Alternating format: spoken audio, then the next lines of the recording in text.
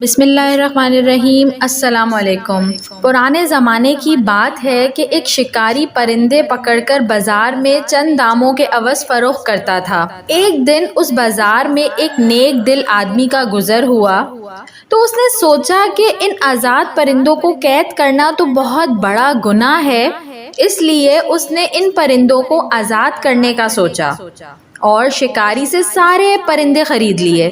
لیکن آزاد کرنے سے پہلے اس نے سوچا کہ یہ شکاری تو پھر ان پرندوں کو پکڑ کر قید کر لے گا، اس لیے وہ سب پرندوں کو گھر لے گیا اور وہاں ان کو چند الفاظ سکھانے شروع کیے کہ ہم سیر کرنے باغ نہیں جائیں گے، اگر باغ گئے تو شاخ پر نہیں بیٹھیں گے، اور اگر شاخ پر بھی بیٹھ گئے تو جیسے ہی شکاری آئے گا ہم اڑ جائیں گے۔ ایک عرصہ محنت کے بعد وہ نیک دل آدمی اپنی اس محنت میں کامیاب ہوا اور پرندے وہ بولی بولنے لگے۔ نیک دل آدمی بہت خوش ہوا کہ وہ اپنے مقصد میں کامیاب ہو گیا اور اس نے ایک ایک کر کے سارے پرندے آزاد کر دیے۔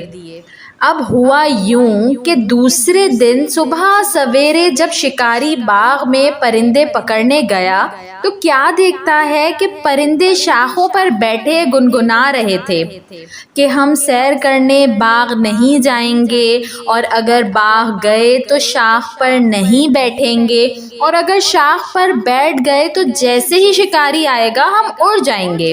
شکاری یہ دیکھ کر بہت خوش ہوا کہ اب تو ان پرندوں کی وہ منہ مانگی قیمت وصول کر سکے گا، اور یوں اس نے وہ پرندے پکڑ کر مہنگے داموں فروخت کر دیے۔ پرندوں نے تو صرف الفاظ رٹ لیے تھے، ان کو کیا معلوم تھا کہ باغ کیا چیز ہے، شاخ کیا ہوتی ہے، شکاری کس بلا کا نام ہوتا ہے اور اڑنا کسے کہتے ہیں۔ اسی طرح ہم مسلمانوں کا بھی آج کل یہی حال ہے۔